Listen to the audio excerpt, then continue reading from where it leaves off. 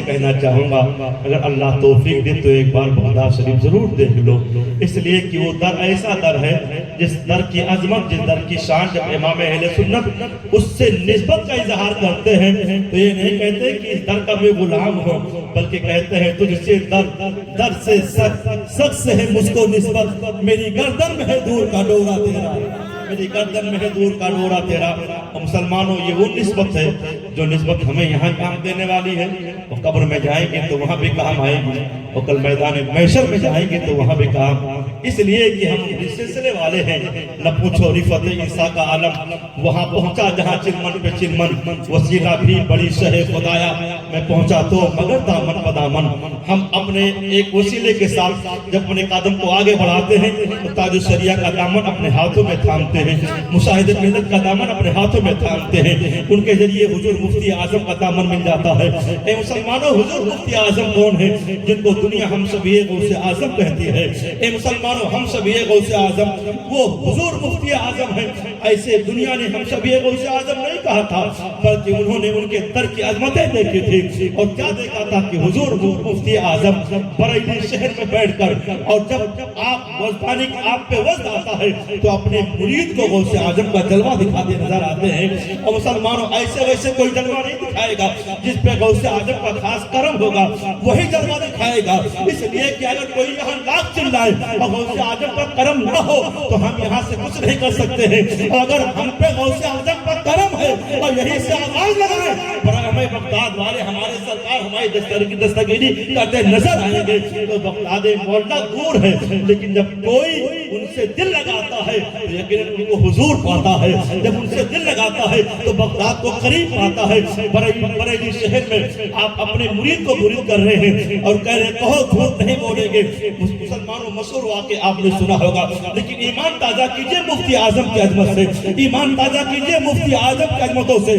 حضور مفتی اعظم نے جب کہا تھا کہو جھوٹ نہیں بولیں گے، جھوٹ نہیں بولیں گے وعدہ کیا ہے، نماز کی پابندی کریں گے وعدہ کیا ہے، اس کے بعد آپ نے کہا کہو میں نے اپنا ہاتھ حضور غوث اعظم کے ہاتھ میں دیا۔ سلسلے عالیہ قادریہ رضویہ کا معمول یہ ہے مسلمانوں، وہ اپنی کھیتی نہیں بناتے ہیں، وہ اپنی پراپرٹی نہیں بناتے ہیں، وہ اپنی زمینداری نہیں قائم کرتے ہیں، ارے وہ تو خود زمیندار تھے، زمینداری کو ٹھوکر میں مارا تھا اور اس کے رسول کے جام کو اپنے سینے میں لے کر، اور جب انہوں نے جب قدم کو آگے بڑھایا تھا تو وہی بریلی کے امام ایسا چمکے ایسا چمکے ہیں کہ دنیا کہنے پہ مجبور ہو گئی ہے کہ جو کچھ ہے اس صدی میں وہ تنہا رضا کا ہے، وہ تنہا رضا ایسے تھے کہ آج ہر گھر میں رضا ہے، ہر محلے میں رضا ہے، ہر قرية میں رضا ہے، ہر علاقے میں رضا ہے، جس سے دیکھیے وہ علاقہ رضا کا ہے، جہاں جہاں ڈالیے وہ رضا کا علاقہ نظر آتا ہے، اور انہی کے فیضان کو لے کر انہی کے شہزادے جب چمکے ہیں تو دنیا کہنے پہ مجبور ہو گئی ہے متقی بن کر دکھائے۔ اس زمانے میں کوئی ایک میرے مفتی اعظم کا تقویٰ چھوڑ کر، اے مسلمانوں، اسی مفتی اعظم کے سائے میں، محبت کے سائے میں جب تاج الشریعہ قدم آگے بڑھائے ہیں، اور جب وہ شہرتوں کے عروج پر جب فائز ہوئے ہیں، جدھر دیکھو بستی بستی قریہ قریہ کا نعرہ لگایا جا رہا ہے۔ میں نیپال سائڈ میں گیا، بہت کوٹا علاقہ تھا، ایک بہت گاؤں میں ہمارے خیال سے اگر اکیلے واپس آنا ہوتا تو ہم اس گاؤں سے واپس نہ آ پاتے۔ ہم نے سوچا کہاں لے کر آگے لوگ یہاں تو لوگوں کا حال یہ ہے، نہ صحیح مکان ہے نہ تو صحیح راستے ہیں، یہاں کہاں لے کر آگے لوگ؟ یہاں تو آنے کے بعد ہمیں یہ لگ رہا ہے کہ ان کو اگر کوئی بات بتائیں گے تو صحیح اردو بھی سمجھ نہیں پائیں گے، آخر ان سے گفتگو کیسے ہم کریں؟ وہاں جانے کے بعد لوگوں سے ملنا ہوا، ان کے ملنے سے یہ اندازہ ہوا کہ یہ گاؤں بہت کوسوں دور ہے دینداری سے۔ لیکن مسلمانوں، جب میری تقریر شروع ہوئی اور جب ہمارا لگا کہ تاج الشریعہ کے خلیفہ ہے تو ایسے موقع پر ایک نوجوان اسی محفل سے نعرہ لگانے لگا، نعرے تکبیر، نعرے رسالت۔ آج اس نے کہا بستی بستی قریہ قریہ تاج الشریعہ تاج الشریعہ، تو میں نے کہا ماشاءاللہ یہ وہ علاقہ ہے، اگرچہ کوٹا علاقہ ہے، اگرچہ شہر سے دور علاقہ ہے، اگرچہ ایک معمولی گاؤں ہے، اگرچہ یہاں کے لوگ بہت دیندار نظر نہیں آ رہے ہیں، لیکن قربان جاؤ تاج الشریعہ کے عظمتوں پر کہ حضور تاج الشریعہ کا نعرہ لگانے والا وہ نوجوان اسے صحیح شعور بھی نہیں ہے،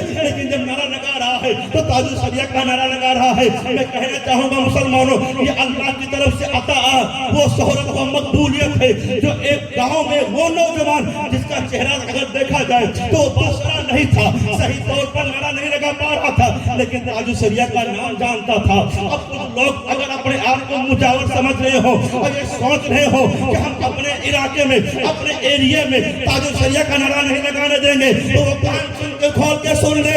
ارے تم کیا ہو, تم تو اجمیر کے چھاتی پر کیونکہ ایک مضبوط چوکھا لگائے ہو, اس لیے تمہاری زبان آگے بڑھ رہی ہے, تمہاری زبان بڑھ رہی ہے. ورنہ یاد رکھو, اگر اس چوکھا کا پاس نہ ہوگا, لحاظ نہ ہوگا, تو یہی تاج الشریعہ کے ماننے والے تمہاری زبان کھینچ لیتے اور تمہیں معلوم ہو جاتا تاج الشریعہ کا نام کیسا ہے, تاج الشریعہ کا ماننے والے. نعرے تکبیر, نعرے رسالت, جشن عید میلاد النبی, مسلک اعلیٰ حضرت, بستی بستی قریہ قریہ, بستی بستی قریہ قریہ.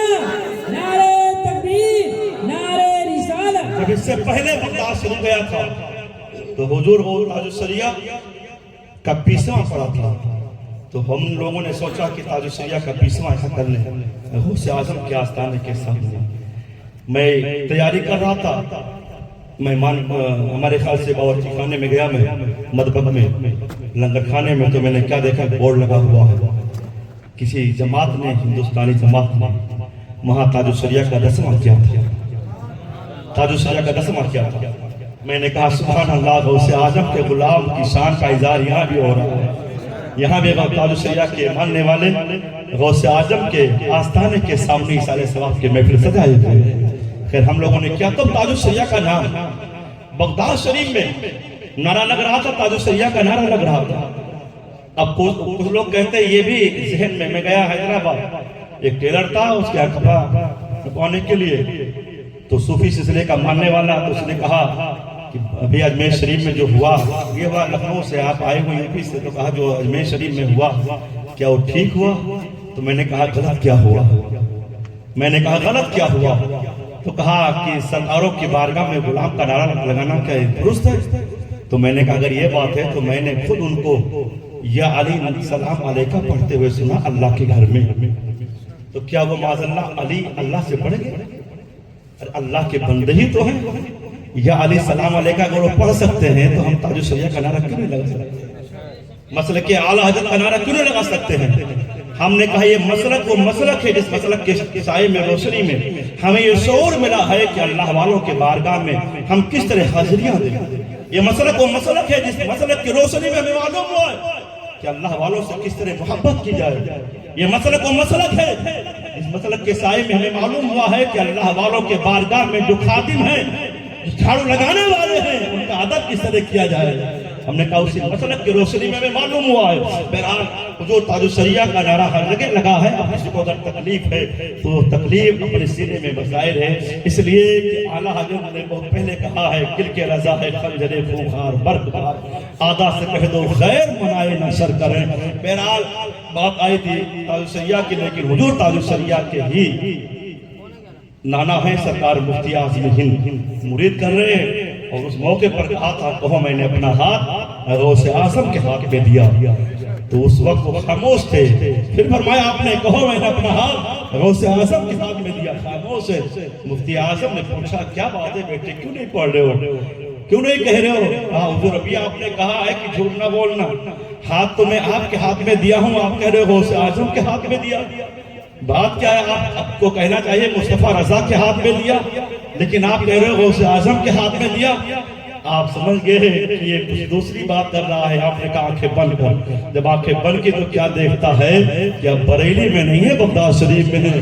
میرا ہاتھ مصطفیٰ رضا کے ہاتھ میں نہیں ہے, غوث الورا کے ہاتھ میں ہے. اب بریلی کے مفتی اعظم کے ہاتھ میں نہیں ہے, بلکہ بغداد کے غوث اعظم کے ہاتھ میں ہے. مسلمان وہی مفتی اعظم ہیں جن کو ہم شبیہ غوث اعظم کہا.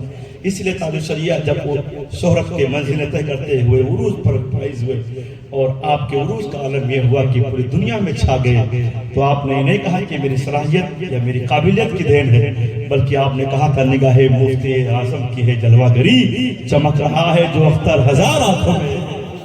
تو حضور صدیق اعظم کا تذکرہ کیا تھا. بہرحال اس سال ثواب کی محفل ہے, ہمیں امید ہے کہ غوث اعظم کا کرم ہوگا انشاءاللہ, اور رمضان بھائی کے والدین کی ہر مشکلیں آسان ہو جائیں گے. اور مولا علی کے ماننے والے ہیں مسلمانوں, ہم تو بارہا کہتے ہیں مشکلیں حل کر شہید مشکل کشا کے واسطے, کربلا شہید کربلا کے واسطے, کربلا والے سرداروں کو کرم ہوگا انشاءاللہ, ہر مشکلیں آسان ہو جائیں گی. ہم تو یہاں ہمارا ایمان یقین یہ مسلمانوں, لیکن یاد رکھیے قبر میں جائیں گے تب بھی وہاں انہی کا چلے گا, میدان محشر میں جائیں گے وہاں انہی کا چلے گا, انہی کے گھر والوں کا چلے گا. اس لیے میدان محشر کا عالم یہ ہوگا, اگر اللہ عدل فرمائے گا نا تو بڑے بڑے اولیاء کامتے نظر آئیں گے. علامہ عبدالوہاب شیرانی رحمۃ اللہ علیہ بہت پائے کے بزرگ ہیں, 500 برس عمر پائی آپ نے, کوئی کام نہیں کیا, جنگل سے لکڑیاں چن کر لاتے ہیں, اس کے بعد بیچتے اور اسی سے اپنا جاری ذریعے معاش جو بھی ان کو ہوتا لے کر آتے, اور اس کے بعد اللہ کی بندگی صبح و شام سجدے کی حالت میں 500 برس اللہ کی بندگی کرتے رہے, بندگی کرتے رہے, کوئی دوسرا کام نہیں کیا, نہ کوئی مکان بنایا, نہ کوئی دکان, نہ تو زمینداری, نہ تو کوئی مکان, بس اللہ اللہ کرتے رہے. ہمیشہ اللہ کی بارگاہ میں سربا سجود رہنے والی ذات علامہ سرکار عبدالوہاب شیرانی رحمۃ اللہ علیہ کہتے ہیں کہ اب وہ بزرگ عبدالوہاب شیرانی نے یہ واقعہ نقل کیا, کہتے ہیں کہ وہ بزرگ 500 برس عمر پائے اور اس کے بعد وہ صرف اللہ کی بندگی کرتے رہے, اللہ کی بندگی کرتے رہے, کوئی اپنے لیے کام نہیں کیا.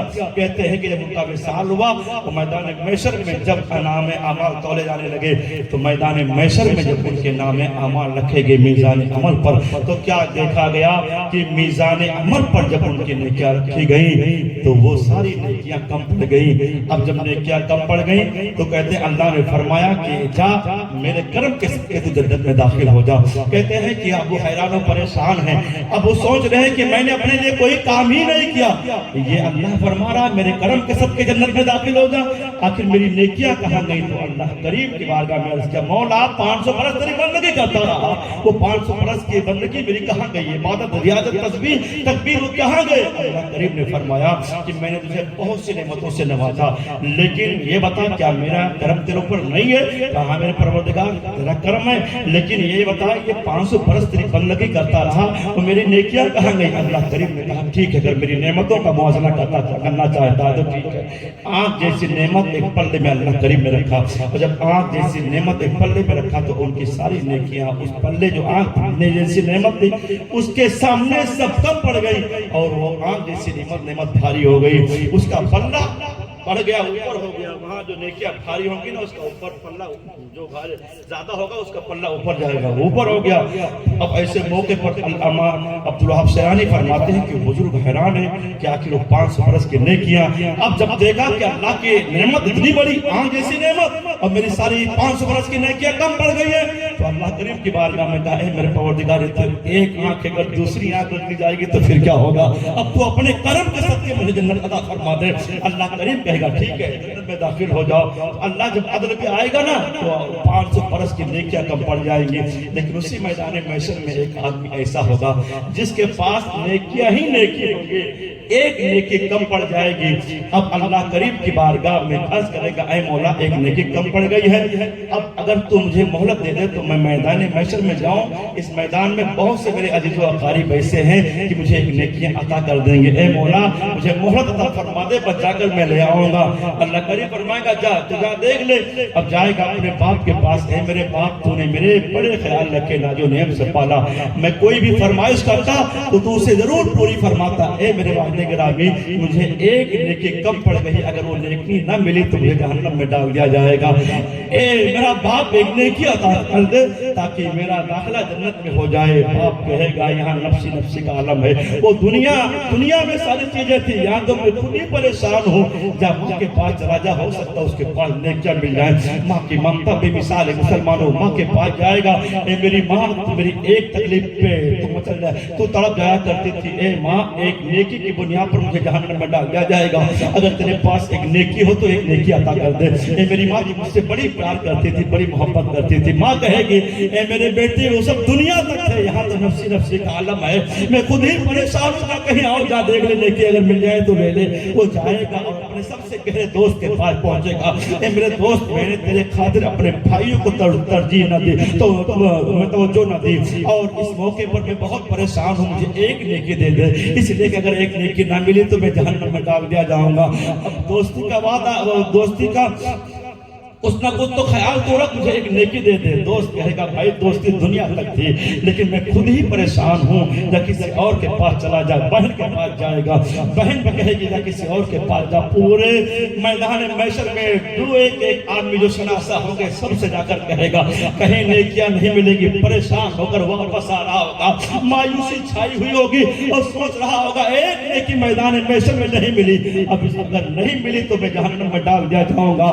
میں نے سب سے کہا کسی نے نہیں دیا۔ یہاں تو عجب حال ہے، کہتے ہیں وہ مایوسی کے عالم میں واپس آتا ہوگا، ایک آدمی بہت مایوسی کے ساتھ بیٹھا ہوگا، دیکھا گا بہت مایوس آدمی آ رہا ہے، پوچھے گا کیا بات ہے، کیا ہے بھائی؟ کہے گا ارے بھائی کیا بتاؤں، ایک نیکی کم پڑ گئی تھی، میدان محشر میں گیا، ایک آدمی سے اپنے ماں باپ بھائی بھتیجے خاندان والوں سے میں نے ایک نیکی مانگی، کسی نے نہیں دیا۔ تو کہے گا بھائی سن، ایسا اگر ایسی بات ہے تو میرے پاس صرف ایک ہی نیکی ہے، میں بڑا گناہگار پاپی آدمی، دنیا میں نے کسی کے ساتھ کوئی بھلا نہیں کیا، میرے پاس ایک ہی نیکی ہے، اس سے میرا کوئی بھلا نہیں ہوگا، کیا کوئی ہی دے دے تیرا بھلا ہو جائے؟ کہتے وہ نیکی دے گا۔ اب وہ آدمی جب ایک نیکی پا جائے گا، لیتا خوشی سے جھومتا ہوا رب کریم کی بارگاہ میں پہنچا گئے، میرے پروردگار نیکی مل گئی، اے میرے پروردگار نیکی مل گئی۔ رب پوچھے گا کہاں تو پا گیا ہے؟ عرض کرے گا مولا ایک آدمی ایسا تھا جو بہت بڑا پاپی گناہگار، اس کے پاس صرف ایک نیکی تھی، اور اس نے کہا یہ نیکی میرے کسی کام کی نہیں، اگر اس نیکی سے تیرا بھلا ہو جائے تو جا تو لیتا جا، اور وہ نیکی مجھے عطا کر دیا ہے۔ اے میرے پروردگار بس اسی نے نیکی دے دی ہے، ورنہ تو ماں نے منہ موڑ لیا تھا، باپ نے مجھے اپنے در سے بھگا دیا تھا، بھائیوں نے منہ موڑ لیا تھا، رشتہ دار ہے، باپ جو بھی میرے دوست تھے سب نے کہا تھا میں خود ہی پریشان ہوں، لیکن وہ آدمی نہ شناسا ہے نہ پہچان والا ہے، بس یہ ہے کہ اس نے کہا مجھے میرے کسی کام کی نیکی نہیں ہے، جب تیرا بھلا ہو جائے تو ہی نیکی لے لے، بس اسی نے نیکی دے دی۔ اللہ کریم کرم فرمائے گا۔ اے مسلمانوں، اللہ کریم کتنا بڑا کریم ہے، کرم دیکھو رب کا، جب اپنے بندوں پہ کرم فرماتا ہے، جب بخشش فرمانا چاہتا ہے تو کیسے ہیلے سے اور کیسے بہانے سے اللہ معاف فرما دیتا ہے۔ کہتے ہیں اللہ کریم فرمائے گا کون ہے جو اس محشر کے میدان میں اس طرح تیرے اوپر کرم رحم کیا ہے؟ جب اس کو بلانا ذرا دیکھو تو رب کریم کی بارگاہ میں لے کر حاضر ہوگا، اے میرے پروردگار یہی وہ بندہ ہے، اس نے میرے اوپر رحم کھایا، مجھے ایک نیکی دے دی ہے۔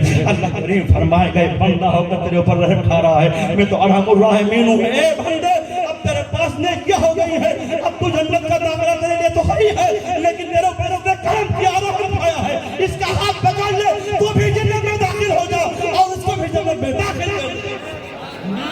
ہم تو مالک کا کرم ہے، کوئی سائل ہی نہیں، راہ دکھلائے کسے راہ روے منزل۔ نعرے تکبیر، نعرے رسالت، جشن عید میلاد النبی، نعرے تکبیر، سبحان اللہ، بہت خوب۔ مسلمانوں جب اللہ کرم فرمائے گا، اللہ رحم فرمائے گا تو ہم پاپی گناہگاروں کو ایسے معاف فرما دے گا۔ مسلمانوں نبی کریم کرم فرمائیں گے، غوث اعظم کرم فرمائیں گے، اپنے دامن کرم میں جب جگہ دیں گے نا تو یاد رکھو مسلمانوں بڑے بڑے پاپی کے بیڑے پار ہو جائیں گے۔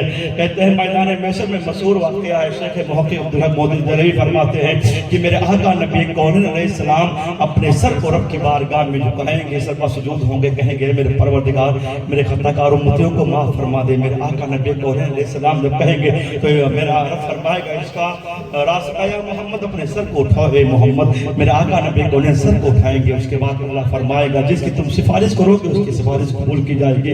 بڑے بڑے پاپی گناہگار ہوں گے، انبیاء کے پاس جائیں گے، سبھی کہیں گے اس ابھی غیر میرے علاوہ کسی اور کے پاس جاؤ، اس وقت میرے آقا کہیں گے انا لہا میرے پاس آ جاؤ، میرے پاس آ جاؤ۔ اے مسلمانوں میرے آقا ہیں جو ہم سے بڑی محبت کرتے ہیں، ہم ہیں جو نبی کے دشمنوں سے دوستی کرتے ہیں اور سوچتے ہیں جب تک نبی کا دشمن نہ کھائے میرے میرا دسترخوان میرے کھانے کھلانے کا یہ مشن ادھورا رہ جائے گا۔ اے مسلمانوں یاد رکھو میرے آقا نبی کونین نے اگر میدان محشر میں پیدر سے بھگا دیا تو تمہیں سہارا کون دے گا؟ آج کہتے ہو مولانا صاحب کھائیں چاہے نہ کھائیں، امام صاحب کھائیں نہ کھائیں، لیکن بڑا ذمہ دار صاحب ہمارے یہاں ضرور کھائے گا۔ اے مسلمانوں یاد رکھو وہ ذمہ دار تو ہے نبی، لیکن نبی کا گستاخ ہے، وہ یقیناً پیسے والا ہے، نبی کا گستاخ ہے، وہ تمہارے لیے والے جان ہے، یہ تو وہ لوگ ہیں جو نبی کی گستاخی سے بہت صبر کرتے ہیں۔ یاد رکھو مسلمانوں کا نبی کے گستاخ ہیں کل وہ جہنم میں ڈالے جائیں گے، اور جو ان سے محبت کرنے والے ہیں وہ بھی جہنم میں ڈالے جائیں گے. جنت کا حقدار وہی ہوگا جو غوث اعظم سے محبت کرنے والے ہیں, جو خواجہ اجمیری سے محبت کرنے والے ہیں, جو سرکار سید سالار محمود غازی سے محبت کرنے والے ہیں, جو سرکار دانا سے محبت کرنے والے ہیں, جو والد پاک سے محبت کرنے والے ہیں, جو اعلیٰ حضرت سرکار سے محبت کرنے والے ہیں. ان کے لیے کوئی ٹھکانہ نہیں ہے, جنت میں کوئی جگہ نہیں ہے. جو نبی کے گستاخ ہیں, اس لیے جو نبی کو وفادار ہے انہیں کے لیے جنت ہے, انہیں کے لیے میرے اللہ سفارش فرمائیں گے. اس لیے ہم اور آپ کہا کرتے ہیں آج میں ان کی پناہ, آج مدد مانگ مجھ سے, پھر نہ مانیں گے قیامت میں. اگر مان گیا نبی کریم علیہ السلام کو آج ہی مان لے, ان کو آج ہی منا لے, نبی کونین کے دامن سے وابستہ ہو جا. اس لیے کہ کل کسی کے باپ کی دادا گیری وہاں نہیں چلے گی, اگر چلے گی تو نبی کی مصطفیٰ چلے گی. میرے آقا نبی کونین قبر میں تشریف لائیں گے, اگر قبر میں میرے آقا تشریف لائیں گے تو یاد رکھ وہاں جب ہم غیروں کے ساتھ ہمارا اٹھنا بیٹھنا ہوگا, جب غیروں کے لیے ہماری محبت رواداری ہوگی, تو میرے آقا نبی کونین جب جلوہ افروز ہوں گے تو پھر تمہارا حال کیا ہوگا. یہاں تو ہم بڑے آسانی کے ساتھ کہہ لیتے یہ مولانا مولویوں کا معاملہ ہے, لیکن جب قبر میں جاؤ گے تو ایک عالم بھی جائے گا, ایک حافظ بھی جائے گا, قاری بھی جائے گا, وہاں آپ لوگ بھی سبھی لوگ جاؤ گے. اب جب ہم قبر میں جائیں گے تو ہماری پہلی منزل ہے, اے مسلمانوں اگر نبی نے وہاں چہرہ موڑ لیا تو تمہیں سہارا کون دے گا, تمہیں کون ہے سہارا دینے والا.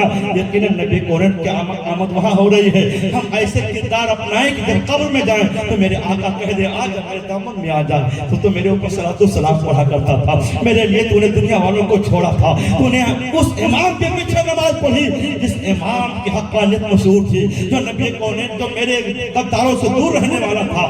آج ہمیں دامن کرم کے سائے میں آ جا. اگر نبی کونین نے دامن کرم کا سایہ دے دیا مسلمانوں, پھر ہمارے لیے قبر کا حال کیا ہوگا. اعلیٰ حضرت سرکار فرماتے ہیں قبر میں لہرائیں گے تا حشر چشمے نور کے, جلوہ فرما ہوگی جب طلعت رسول اللہ کی. جو نبی کونین علیہ السلام کی طلعت چمکدار روشنی وہی انہیں کو دے گی جو نبی کو نور مانتے ہیں, نور و بشر مانتے ہیں. ان کے لیے قطعی طور پر نبی کونین کا کرم نہیں ہوگا جو نبی کو اپنے بڑے بھائی کی طرح کہتے ہیں. اس لیے مسلمانوں ہم اور آپ کی ذمہ داری بنتی ہے لاکھ ہم لوگ اشارے ثواب کریں, لیکن اس کے لیے ضروری ہے کہ وہ ایمان والا ہو, اس کے لیے ضروری ہے کہ نبی کا وفادار ہو. اگر کوئی نبی کا وفادار نہیں ہے, غدار رسول ہے, اس کے لیے ایک قرآن نہیں 1,00,000 قرآن پڑھا کے اشارے ثواب کرے کوئی کام کا نہیں ہے. لیکن اگر وہ نبی کے وفادار ہیں, رمضان بھائی یقیناً نبی کے وفادار ہیں, ان کے گھر والے وفادار ہیں. اور یاد رکھیے مسلمانوں, یہ ماں باپ کا احسان ہے, اپنے ماں باپ کے احسان کو کبھی فراموش نہیں کرنا چاہیے جو نبی کی وفاداری میں زندگی گزار رہے ہیں. جب ہمارا بچپنا تھا تو ہماری ماں نے سکھایا تھا بیٹے پڑھو لا الہ الا اللہ محمد الرسول اللہ, کلمہ پڑھنا سکھایا تھا میری ماں نے. اور میرے ماں باپ نے جب وہ ہمیں بولنے کا بھی شعور نہیں تھا, صحیح ہماری آواز بھی نہیں نکلتی تھی, لیکن میری ماں میرے باپ نے اس مدرسے میں داخلہ کرایا تھا جس مدرسے کا ایک باعمل عامل علامہ مظفر حسین جیسا رہا ہو. اے مسلمانوں, اس مدرسے میں ہمارا داخلہ کرایا تھا جو اس مدرسے میں مدرس نبی کو وفادار, نبی کا عاشق پڑھایا کرتا تھا. ہمارے ماں باپ نے غدار رسول کے مدرسے میں داخلہ نہیں کرایا تھا, بلکہ اس مدرسے میں داخلہ کرایا تھا جس مدرسے میں نبی کے عاشق پڑھایا کرتے تھے. جو نبی کا عاشق ہوگا وہ نبی کا عاشق ہی بنائے گا, جو نبی کا وفادار ہوگا وہ نبی کا وفادار ہی بنائے گا. اب جب مدرسے میں ہم نے اللہ اس کے رسول کا نام لینا سیکھا, آگے بڑھے. اب ہم چاہے بھروچ میں رہے, چاہے کلیشور میں رہے, چاہے سورت میں رہے, چاہے احمد آباد میں رہے, چاہے بامبے میں رہے, چاہے جے پور میں رہے, چاہے دلی میں رہے, چاہے گونڈا میں رہے, چاہے اس ملک میں رہے, چاہے عراق میں رہے, چاہے اس ملک میں رہے, چاہے سعودیہ میں رہے, چاہے افریقہ میں رہے, چاہے امریکہ میں رہے, لیکن ہمارا تو بس یہی ہے کہ ہم اپنے نبی کی بارگاہ میں اگر جو عقیدہ رکھتے ہیں وہ کہتے ہیں اللہ کی سرتابہ قدم شان ہے, یہ انسان نہیں انسان, وہ انسان ہے. یہ قرآن تو ایمان بتاتا نہیں ہے, ایمان یہ کہتا ہے میری جان ہے. یہ مسلمانوں کس نے بتایا ہے؟ یہ ماں باپ نے بتایا ہے, اور اسی ماں باپ نے ہماری اچھی تربیت کی ہے کہ آج ہمارے پاس جو بازو ہے وہ حسینی بازو ہے. میں نے دیکھا مکان چمک رہا ہے, اس مکان میں لکھا وارث منزل. یہ وارث منزل کہنے کا سلیقہ کس نے بتایا ہے؟ یہ اچھے ماں باپ کے پاک دودھ ہے, وہ سلیقہ دیا ہے کہ تم نے مکان تو بنایا, لیکن یہ کہنے پہ مجبور ہو گئے بازو کی طاقت میری ہے, لیکن یہ کرامت وارث سے پاک کی ہے. بازو کی طاقت میری ہے, لیکن یہ عظمت غوث اعظم کی ہے. یہ بازو کی طاقت میری ہے, لیکن یہ عطا میری ماں کی مانتا کا ہے کہ میری ماں نے وہ سلیقہ, وہ تربیت بھی ہے کہ مکان بنانے کے بعد میں کہتا ہوں طاقت میری ہے, لیکن کرم وارث سے پاک کا ہے, کرم غوث اعظم کا ہے. تو مسلمانوں, یہ ساری چیزیں ماں کا ہی احسان ہے. ہمیشہ زندگی بھر ہم اپنے ماں باپ کے اگر मौन मस्कोर सिर्फ इसीलिए रहे कि माँ ने कलमा पढ़ना सिखाया, माँ ने शोर दी है कि हमारे पास जब मजबूत हुए हैं तो हमने औलिया कराम के दामन को अपने हाथों में थाम रखा है। ए मुसलमानों, वो बहुत ही मुबारकबाद के मुस्तहिक है कि जिनके माँ बाप नबी को वफादार रहे और उनका बेटा भी नबी को वफादार है। जिनके माँ बाप नबी की मिलाद करते रहे, उनका बेटा भी नबी की मिलाद कर रहा है। जिनके माँ बाप नबी की मोहब्बत में जिंदगी गुजारे हैं और उनके बेटे भी नबी की मोहब्बत में जिंदगी गुजारे हैं। ए मुसलमानों, अगर माँ ने सच्चे दिल से दुआ की होगी तो यकीनन आप रमजान भाई हैं, यहाँ गए आवाज में कोई शनासा नहीं, आए हैं कारोबार किए हैं, उसके बाद कारोबार में कामयाब हुए हैं। कौन है इनके साथ, कौन है इनका साथ देने वाला? न तो कोई शनासा है, न कोई पहचान का, न तो कोई अपना है, न तो कोई जानने वाला। लेकिन आज जब यहाँ आए हैं और उसके बाद अपने कारोबार को शुरू किया है, कोई शनासा नहीं, कोई पहचान नहीं, कोई यारो मददगार नहीं। ऐसे मौके पर जब आप रमजान भाई से पूछोगे, ए रमजान भाई यहाँ कारोबार आपने आगे बढ़ाया, किसके सहारे आगे बढ़ाया है? तो इनकी मोहब्बतें फूट में कहेंगी यकीनन मैं यारो मददगार था, लेकिन मेरी माँ की दुआ मेरे साथ थी, मेरे बाप की मोहब्बतें मेरे साथ थी, मेरी माँ ने मेरे लिए दुआ की थी। आज दो हाथ दो पैर औरों के पास भी है, लेकिन कम से कम 10-15 लोग इनके मातहत काम करने वाले होंगे। तो आखिर क्यों ऐसा है? कहीं न कहीं माँ बाप की दुआएं रंग लाती मुसलमानों। और आज जब माँ बाप की दुआएं इनके साथ रही तो वो दुआ अभी भी साथ में है, इसलिए कि अगर माँ बाप की दुआएं एक लम्हे के लिए होती तो ये अपने माँ बाप को भूल जाते। हर साल हर महीना अपने माँ बाप को याद कर रहे हैं। इसका मतलब ये है कि इनके माँ बाप की दुआएं अभी भी साथ में है और दुआ है कि अल्लाह ताला जब तक इनकी जिंदगी रहे माँ बाप के दुआओं के साए में रहे। अब यहीं से आप एक पैगाम ले लीजिए मुसलमानों, जब हमारी माँ की अजमतों का आलम ये है, जब हमारी माँ की दुआओं का ये आलम है, तो हसन हुसैन की माँ की दुआ का आलम क्या होगा? हसन हुसैन की माँ की अजमतों का आलम क्या होगा? ए मुसलमानों, जिनके शोहर का आलम ये है कि वो वलियों के इमाम है, जिनके बेटे इमाम हुसैन शहीदों के इमाम है। ए मुसलमानों, सरकार फातिमा ज़हरा रज़ियल्लाहु तआला अन्हा, अल्लाह हम सब के माँ बहनों को फातिमा ज़हरा के आंचल का सदका अता फरमाए। इस वाक़े से मैं फातिमा ज़हरा के आंचल का सदका मांगता हूँ ताकि अल्लाह करीम रमजान भाई के बाद लागू गरी के मोहब्बत फरमा दे। इसलिए फातिमा ज़हरा के आंचल का सदका मिल गया मुसलमानों, तो यकीन है कि अगर इनकी माँ को परेशानी होगी तो अल्लाह उन पर करम फरमाएगा और परेशानी दूर फरमा देगा। इसलिए कि नबी कौनैन अपनी बेटी फातिमा से बहुत मोहब्बत करते थे और मेरे आका ने फरमाया जो मेरे इन बच्चों से अहले बैत से मोहब्बत करे, ए अल्लाह तू भी उनसे मोहब्बत फरमा। तो पता चला कि मेरे आका अपनी बेटी से बहुत मोहब्बत करते थे और उनके आंचल का सदका क्यों नहीं मिलेगा? इसलिए कि अगर फातिमा ज़हरा का नाम ले लिया जाए और उनके शहजादों का सदका मांगा जाए तो ये जरूर फातिमा ज़हरा करम फरमाएगी। हजरत फातिमा ज़हरा की बारगाह में एक वाकया जहन में आ गया, सुनते चलिए, इसलिए कि मान जहन में ये वाकया आ गया है। करबला शरीफ जाने के बाद जब हम लोग करबला शरीफ कदम रखे तो वहाँ फौरन एक एक वाकया जहन में आ गया और किस तरह सरकार इमाम आली मकाम को शहीद किया गया, उनके शहजादों को शहीद किया गया। खेमे की निशानियां मौजूद है मुसलमानों, मेरे इमाम को जहाँ शहीद किया गया वो जगह मौजूद है। वो सारी चीजें सोचने के बाद दिल भर आया, आंख से आंसू नहीं रुक रहे थे। हम लोग जैसे जब उनके गुलाम वहां पहुंचते हैं और हुसैन की शहादत को याद करके अपने आप को नहीं रोक पाते तो माँ फातिमा ज़हरा का आलम क्या रहा होगा? एक मुसलमानों, इसलिए कहा जाता है फातिमा ज़हरा से उनके शहजादों का सदका मांगना चाहिए। जरूर फातिमा ज़हरा का आंचल हमारे लिए साहिबान बन जाएगा। फातिमा ज़हरा की बारगाह में एक खातून कहती है कि मैं पहुंची और मैंने फातिमा ज़हरा की बारगाह में कुछ तोहफे तहाइफ लेकर आई थी, मैंने उसको पेश किया और ये मेरी चादर मेरे पास थी, मैंने चादर पेश की। लेकिन मैंने क्या देखा कि फातिमा ज़हरा जो चादर ओढ़े हुए हैं वो चादर कई जगह फटे हुए हैं। मेरे दिल में आया काश मैं पहले चादर ले आती। फातिमा ज़हरा के पास जो चादर है आंचल है वो फटी हुई चादर है।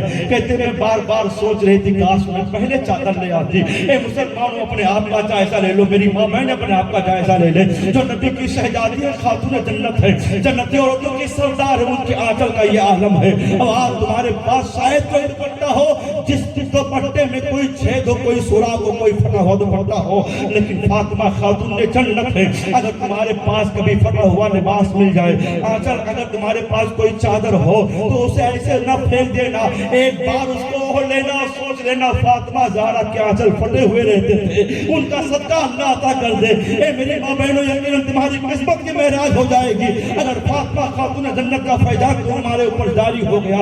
सरकार फातिमा ज़हरा की चादर फटी हुई थी, सरकार फातिमा ज़हरा की आंचल फटी हुई देखकर खातून कहती है कि मैं बार बार सोच रही थी काश मैं नबी की शहजादी की बारगाह में पहले चादर ले आती, इनकी चादर फटी हुई है। कहती है कि मैं बैठी हुई थी, फातिमा ज़हरा रज़ी अल्लाह तआला अन्हा है, वो जो भी मैं सामान लेकर आई थी उनके बारगाह में, कोई भी साइल मांगने वाला आता है, कोई खातून मांगने वाली आती, एक एक करके सब देती गई। मैंने कुछ अशरफिया उन्हें पेश की थी नजर में, वो भी उन्होंने उठा के और तकसीम कर दिया। जो भी मांगने वाले खातून आती उसे आप देती जाती। अब एक चादर बची हुई है, मैंने सोचा लाओ कहूँ ए फातिमा तुम्हारी चादर फटी हुई है, चादर अपने पास रख लीजिए। लेकिन कहते मैं सोच ही रही थी, मैं इतने में एक खातून आई, कही ए फातिमा खातून जन्नत तेरी अज़मतों को सलाम हो, मेरी चादर, मेरे पास कोई चादर नहीं जिससे मैं पर्दा कर सकूं, तुम्हारे पास कोई चादर अगर हो तो मुझे अता कर दो। इतना सुनना था, फातिमा ज़हरा ने अपनी चादर ली थी और आने वाली उस साइला को दिया था। अब ये खातून कहती है कि जब मैंने ये सरकार फातिमा की सखावत देखी तो मैं कहने पे मजबूर हो गई, आज के तारीख में फातिमा जैसी कोई सखिया नहीं है। ऐसे मौके पर हम गुलामों ने जब नबी कौनैन के घर की शान देखी थी तो हम कहने पे मजबूर हो गए थे, खुद ना खाते हैं औरों को खिला देते हैं, कितने साबिर हैं मोहम्मद के घराने, मोहम्मद के घराने वाले। मुसलमानों को याद रखो, ये फातिमा खातून जन्नत है जिनकी सखावत का ये आलम है। तो क्या अगर उनके शहजादों का हम सदका मांगे तो क्या फातिमा ज़हरा हमें अता नहीं करेंगे?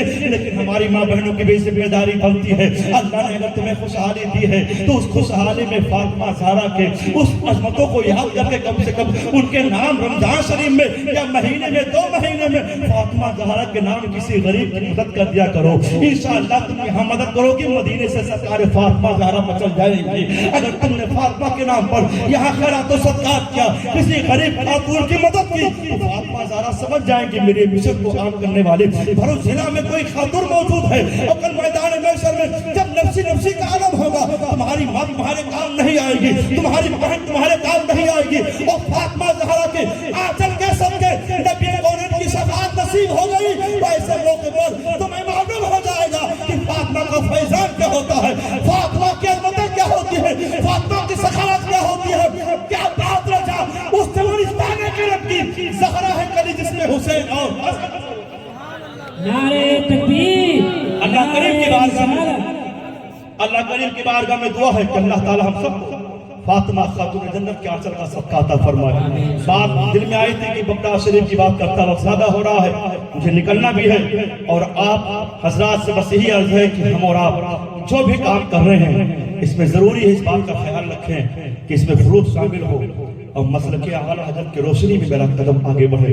इसलिए कि आज के तारीख में सिरात मुस्तकीम मसलके आला हज़रत है, जहाँ औलिया की ताज़ीम, औलिया का अदब, बड़ों का एहतराम, छोटों पे शफ़क़त, मोहब्बत, ये हमारे और आप हम और आपको जो नबी की बारगाह से सलीका तरीका मिला है वो मसलके आला हज़रत में आला सरकार के फैज़ान में जरूर आप महसूस करेंगे।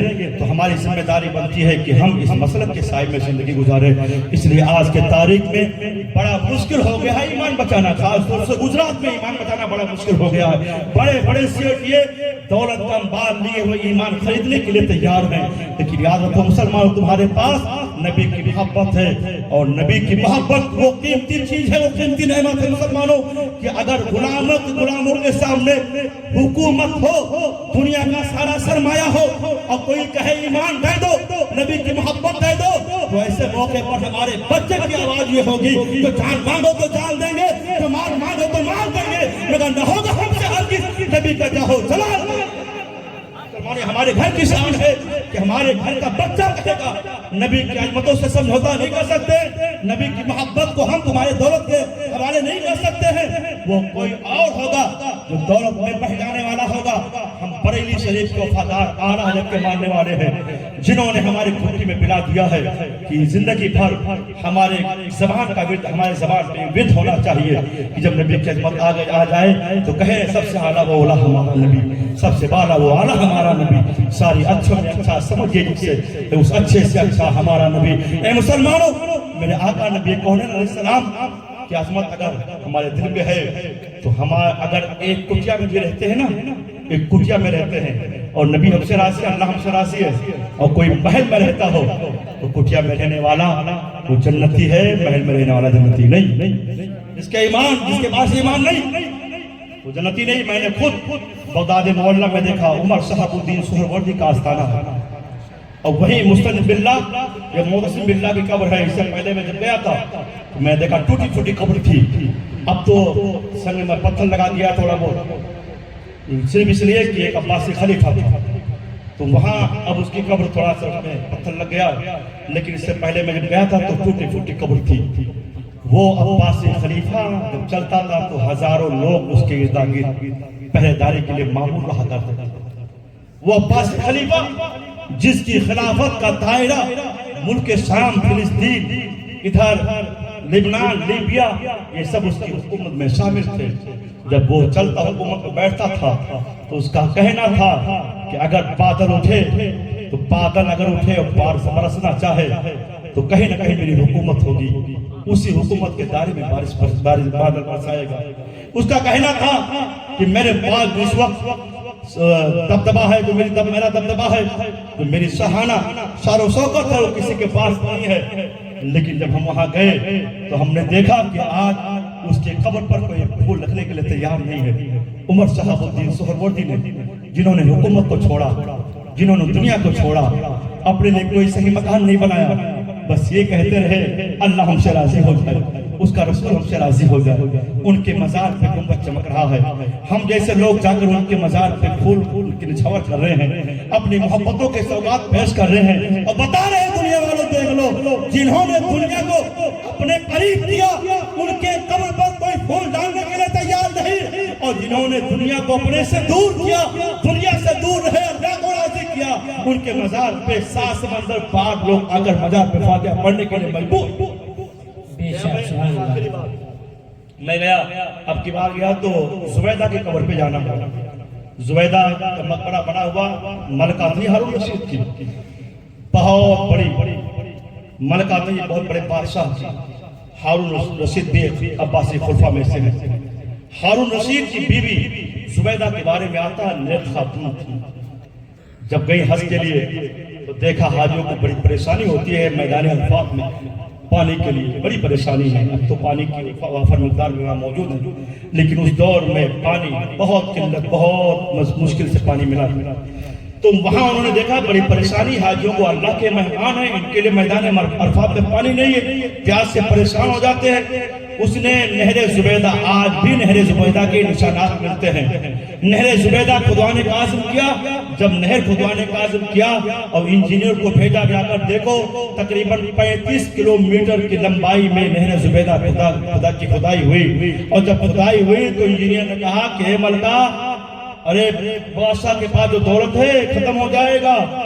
بادشاہ سے پوچھا ہارون رشید سے کیا کہتے ہو؟ کہا تمہاری خواہشیں پوری کی جائے گی۔ کہا میری خواہش ہے کہ اللہ کے مہمانوں کے لیے پانی کا اہتمام کیا جائے اور نہر کھدائی جائے۔ کہا ٹھیک ہے۔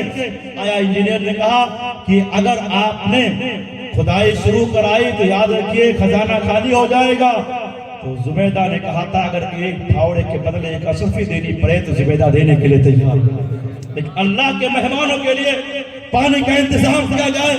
زبیدہ نے اس کو کھدوایا، اس کے بعد پانی کی فراوانی ہوئی، عرفات میدان عرفات تک وہ نہر کا جاری کیا گیا۔ اے مسلمانوں، اتنا بڑا کام انہوں نے کیا، لیکن ایک ان کا بہت بڑا کارنامہ اور بھی ہے۔ ان کے پاس 300 حافظہ قاریہ عورتیں رہا کرتی تھی، جو ہمیشہ 200 کی ڈیوٹی لگی رہتی تھی، ایک ایک کونے میں قرآن کی تلاوت کیا کرتی تھی کہ زبیدہ چاہتی تھی میں کسی کونے میں جاؤں تو قرآن کی تلاوت سے میری کان معمور ہو جائے، معطر ہو جائے۔ ان کی یہ چاہتے کہ میرے محل سے قرآن کی تلاوت جاری رہے۔ اس کو آپ نے ایسا انتظام کیا کہ 200 قاریہ عورتیں ہمیشہ قرآن کی تلاوت کیا کرتی تھی۔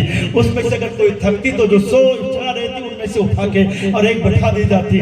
इस तरह हमेशा कुरान की तिलावत जारी है। अब उसी के साए में जुबैदा अपनी जिंदगी गुजार रही है। लेकिन कहते हैं जब जुबैदा का विसाल हुआ ना, मुसलमानों अभी से सबक ले लिया जाए। इतना बड़ा काम और इतनी बड़ी नेकी की कुरान की तिलावत सुबह शाम जारी रहे और जुबैदा उसी में अपना काम करें, उसी में हुकूमत जारी रहे। अब ऐसी खातून जो हमेशा कुरान की तिलावत सुनने वाली हो और जिन्होंने नहर खुदवाया हाजियों के लिए, और उसके बाद जब उनका विसाल होता है, कहते जब विसाल होता है किसी ने ख्वाब में देखा तो कहा ए जुबैदा अल्लाह ने तेरे के साथ क्या सुलूक किया, यकीनन तूने तो वो कारनामा अंजाम दिया कि नहर जुबैदा आज लोग पानी पी रहे, सैराब हो रहे हैं। हाजी जो अल्लाह के मेहमान हैं आज मैदान अरफात में पानी पी के सैराब हो रहे हैं। अल्लाह करीम तो तेरी नेकियां कबूल फरमाया होगा और तेरे लिए यकीनन जन्नत का परवाना अता कर दिया होगा। जुबैदा ने कहा नहीं नहीं। तो उन लोगों ने कहा तो कुरान की तिलावत कुरान की सुनने वाले इस तरह थे कि तूने अपने एक महल के एक एक कोने में एक औरत को बिठा रखा था जो हमेशा कुरान की तिलावत क्या करती थी, हमेशा तेरा कान कुरान की आयत से मुअत्तर और मुनव्वर रहा करता था। यकीनन तेरा ये कारनामा अल्लाह के नजदीक महबूब हुआ होगा। उसने कहा नहीं नहीं, ये भी वो महबूबियत का दर्जा ना हासिल कर सका जो एक नेकी है। कहा कौन सी नेकी है? कहा एक नेकी ये है कि एक बार मैं खाना खा रही थी और खाना खाने के दौरान मेरे सर से दुपट्टा खिसका। इसी दरमियान मौजिन एक अजान देने वाला अजान पुकार उठा। उसने कहा अल्लाहु अकबर अल्लाहु अकबर। जैसे ही अल्लाहु अकबर कहा मेरी गैरत को गवारा ना हुआ कि अल्लाह का नाम लिया जाए, मेरा सर खुला रहे। मैंने लुक्मा वही रोका, नीचे किया और अपने सर के आंचल को, मेरे सर के दुपट्टे को सीधा किया। मैंने जब सर के दुपट्टे को सीधा किया इसलिए कि अल्लाह का नाम लिया जा रहा है और मेरा सर खुला रहे। कहते हैं कि अल्लाह ने ये नेकी ये अदा इतनी पसंद फरमाई कि मेरी सारी नेकियां एक तरफ और इस नेकी के सदके में अल्लाह ने मेरी मग़फ़िरत फरमा दी। करीब का करम देखो मुसलमानों, तो ये मामूली नेकी है, देखने में मामूली है। इसलिए क्यों ना हो कि हदीस शरीफ में आया है एक तवाइफ थी और वो तवाइफ जिसका रोजगार आप जानते हैं कि नाजायज कमाई, लेकिन देखा कि एक कुतिया है जो प्यास से तलब है, बस अब की बात की तब उसकी जान निकलने वाली है। उसने सोचा ये भी दम तोड़ देगी, उसे रहम आया और उसने अपना जुराब मोजा निकाला, अपने आंचल को उसने रस्सी बनाया और मोजे को चश्मे में डाला, कुएं में डाला और पानी निकाल कर उस कुतिए को सैराब करती रही। हदीस शरीफ में अल्लाह ने उसकी अदा पसंद फरमाई, उसके सारे गुनाहों को माफ फरमा दिया।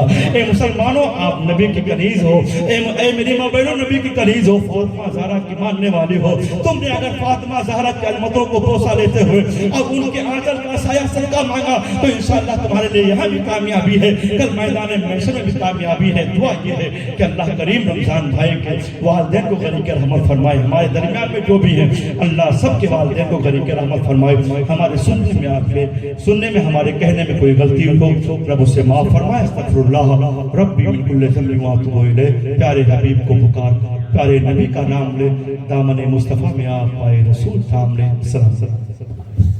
आपके दिल से कहना चाहूंगा अगर अल्लाह तौफीक दे तो एक बार बगदाद शरीफ जरूर देख लो, इसलिए कि वो दर ऐसा दर है जिस दर की अजमत, जिस दर की शान जब इमाम अहले सुन्नत उससे निस्बत का इजहार करते हैं तो ये नहीं कहते कि इस दर का मैं गुलाम हूँ, बल्कि कहते हैं तुझसे दर से सच से है मुझको निस्बत, मेरी गर्दन में है दूर का डोरा तेरा, मेरी गर्दन में है दूर का डोरा तेरा। मुसलमानों, ये वो निस्बत है जो निस्बत हमें यहाँ काम देने वाली है, और कब्र में जाएंगे तो वहाँ भी काम आएगी, और कल मैदान महशर में जाएंगे तो वहाँ भी काम। इसलिए कि हम इस सिलसिले वाले हैं, न पूछो रिफत ईसा का आलम, वहाँ पहुँचा जहाँ चिलमन पे चिलमन, वसीला भी बड़ी शहे खुदाया, मैं पहुँचा तो मगर दामन बदामन। हम अपने एक वसीले के साथ जब अपने कदम को आगे बढ़ाते हैं तो ताज शरिया का दामन अपने हाथों में थामते हैं, मुशाहिदत मिल्लत का दामन अपने हाथों में थामते हैं, उनके जरिए हुजूर मुफ्ती आजम का दामन मिल जाता है। ए मुसलमानों, हुजूर मुफ्ती आजम कौन है जिनको दुनिया हम सभी गौसे आजम कहती है? ए मुसलमानों, हम सभी गौसे आजम वो हुजूर मुफ्ती आजम है। ऐसे दुनिया ने हम सभी गौसे आजम नहीं कहा था, बल्कि उन्होंने उनके दर की अजमतें देखी थी। और क्या देखा था कि हुजूर मुफ्ती आजम बरेली शहर में बैठकर, और जब आप वज़दानी आप पे वज़्द आता है तो अपने मुरीद को गौसे आजम का जलवा दिखाते नजर आते हैं। और मुसलमानों, ऐसे वैसे कोई जलवा नहीं दिखाएगा, जिस पे गौसे आजम का खास करम होगा वही जलवा दिखाएगा। इसलिए कि अगर कोई यहाँ लाख चिल्लाए और غوث اعظم کا کرم نہ ہو تو ہم یہاں سے کچھ نہیں کر سکتے ہیں، اور اگر ہم پہ غوث اعظم کا کرم ہے اور یہی سے آواز لگائیں ہمیں بغداد والے ہمارے سرکار ہماری دستگیری کرتے نظر آئیں گے۔ تو بغداد مولا دور ہے، لیکن جب کوئی ان سے دل لگاتا ہے تو یقیناً ان کو حضور پاتا ہے، جب ان سے دل لگاتا ہے تو بغداد کو قریب پاتا ہے۔ بریلی شہر میں آپ اپنے مرید کو مرید کر رہے ہیں اور کہہ رہے ہیں کہو جھوٹ نہیں بولیں گے۔ مسلمانوں مشہور واقعہ آپ نے سنا ہوگا، لیکن ایمان تازہ کیجئے مفتی اعظم کی عظمت سے، ایمان تازہ کیجئے مفتی اعظم کی عظمتوں سے۔ حضور مفتی اعظم نے جب کہا تھا کہو جھوٹ نہیں بولیں گے، جھوٹ نہیں بولیں گے وعدہ کیا ہے، نماز کی پابندی کریں گے وعدہ کیا ہے۔ اس کے بعد آپ نے کہا کہو میں نے اپنا ہاتھ حضور غوث اعظم کے ہاتھ میں دیا۔ سلسلے عالیہ قادریہ رضویہ کا معمول یہ ہے مسلمانوں، وہ اپنی کھیتی نہیں بناتے ہیں، وہ اپنی پراپرٹی نہیں بناتے ہیں، وہ اپنی زمینداری نہیں قائم کرتے ہیں۔ ارے وہ تو خود زمیندار تھے، زمینداری کو ٹھوکر میں مارا تھا اور اس کے رسول کے چاند کو اپنے سینے میں لے کر، اور جب انہوں نے جب قدم کو آگے بڑھایا تھا تو وہی بریلی کے امام ایسا چمکے ہیں کہ دنیا کہنے پہ مجبور ہو گئی ہے کہ جو کچھ ہے اس صدی میں وہ تنہا رضا کا ہے۔ وہ تنہا رضا ایسے تھے کہ آج ہر گھر میں رضا ہے، ہر محلے میں رضا ہے، ہر قرية میں رضا ہے، ہر علاقے میں رضا ہے۔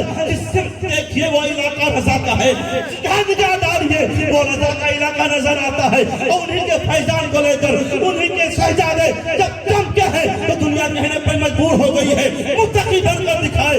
اس زمانے میں کوئی ایک میرے مفتی اعظم کا تقویٰ چھوڑ کر اے مسلمانوں اسی مفتی اعظم کے سائے میں، محبت کے سائے میں جب تاج الشریعہ قدم آگے بڑھائے ہیں، اور جب وہ شہرتوں کے عروج پر جب فائز ہوئے ہیں، جدھر دیکھو بستی بستی قریہ قریہ کا نعرہ لگایا جا رہا ہے۔ میں نیپال سائڈ میں گیا، بہت کوٹا علاقہ تھا، ایک بہت گاؤں میں ہمارے خیال سے اگر اکیلے واپس آنا ہوتا تو ہم اس گاؤں سے واپس نہ آ پاتے۔ ہم نے سوچا کہاں لے کر آگے لوگ یہاں تو لوگوں کا حال یہ ہے، نہ صحیح مکان ہے نہ تو صحیح راستے ہیں، یہاں کہاں لے کر آگے لوگ۔ یہاں تو آنے کے بعد ہمیں یہ لگ رہا ہے کہ ان کو اگر کوئی بات بتائیں گے تو صحیح اردو بھی سمجھ نہیں پائیں گے، آخر ان سے گفتگو کیسے ہم کریں۔ وہاں جانے کے بعد لوگوں سے ملنا ہوا، ان کے ملنے سے یہ اندازہ ہوا کہ یہ گاؤں بہت کوسوں دور ہے دینداری سے۔ لیکن ایک مسلمانوں جب میری تقریر شروع ہوئی اور جب ہمارا لگا کہ تاج الشریعہ کے خلیفہ ہے تو ایسے موقع پر ایک نوجوان اسی محفل سے نعرہ لگانے لگا، نعرے تکبیر نعرے رسالت۔ آج اس نے کہا بستی بستی قریہ قریہ تاج الشریعہ تاج الشریعہ، تو میں نے کہا ماشاءاللہ یہ وہ علاقہ ہے، اگرچہ کوٹا علاقہ ہے، اگرچہ شہر سے دور علاقہ ہے، اگرچہ ایک معمولی گاؤں ہے، اگرچہ یہاں کے لوگ بہت دیندار نظر نہیں آ رہے ہیں، لیکن قربان جاؤ تاج الشریعہ کے عظمتوں پر کہ حضور تاج الشریعہ کا نعرہ لگانے والا وہ نوجوان جسے صحیح شعور بھی نہیں ہے، لیکن جب نعرہ لگا رہا ہے تو تاج الشریعہ کا نعرہ لگا رہا ہے۔ میں کہنا چاہوں گا مسلمانوں یہ اللہ کی طرف سے عطا وہ شہرت و مقبولیت ہے جو ایک گاؤں میں وہ نوجوان جس کا چہرہ اگر دیکھا جائے تو باشرہ نہیں تھا، صحیح طور پر نعرہ نہیں لگا پا رہا تھا، لیکن تاج الشریعہ کا نام جانتا تھا۔ اب کچھ لوگ اگر اپنے آپ کو مجاور سمجھ رہے ہو اور یہ سوچ رہے ہو کہ ہم اپنے علاقے میں اپنے ایریے میں تاج الشریعہ کا نعرہ نہیں لگانے دیں گے تو وہ کان سن کے کھول کے سن لے، ارے تم کیا ہو، تم تو اجمیر کے دھرتی پر کیونکہ ایک مضبوط چوکھٹ پائے ہو اس لیے تمہاری زبان آگے بڑھ رہی ہے، تمہاری زبان بڑھ رہی ہے، ورنہ یاد رکھو اگر اس چوکھٹ کا پاس نہ ہوگا لحاظ نہ ہوگا تو یہی تاج الشریعہ کے ماننے والے تمہاری زبان کھینچ لیتے تو تمہیں معلوم ہو جاتا تاج الشریعہ کا نام کیسا ہے، تاج الشریعہ کا ماننے والے۔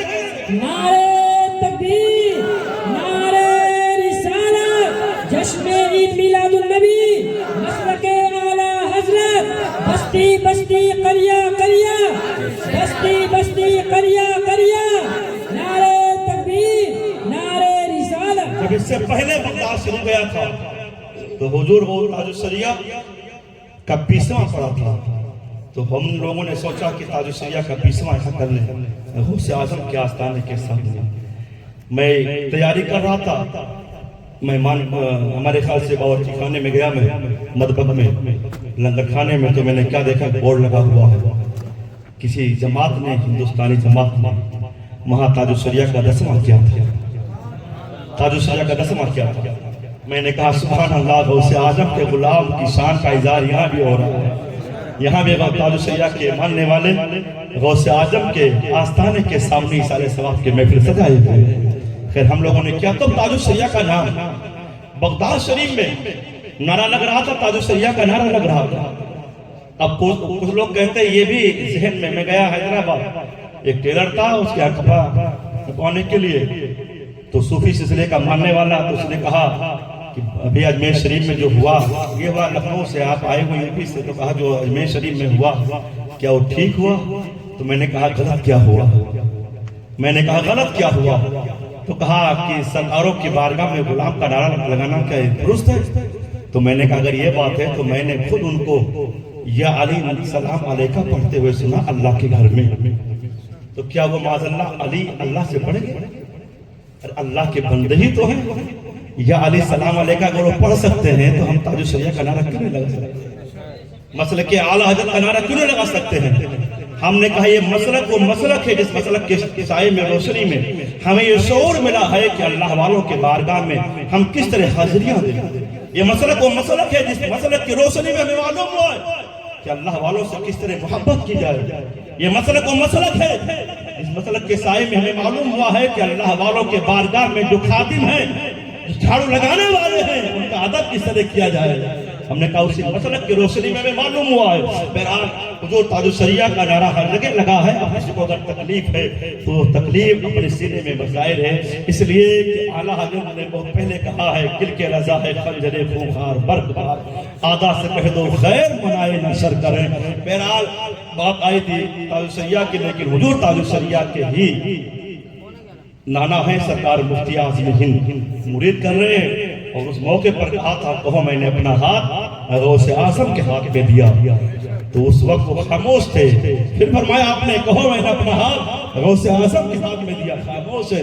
مفتی اعظم نے پوچھا کیا بات ہے بیٹے, کیوں نہیں پڑھ رہے ہو, کیوں نہیں کہہ رہے ہو؟ کہا حضور ابھی آپ نے کہا ہے کہ جھوٹ نہ بولنا, ہاتھ تو میں آپ کے ہاتھ میں دیا ہوں, آپ کہہ رہے ہو غوث اعظم کے ہاتھ میں دیا. بات کیا ہے؟ آپ کو کہنا چاہیے مصطفیٰ رضا کے ہاتھ میں دیا, لیکن آپ کہہ رہے ہو غوث اعظم کے ہاتھ میں دیا.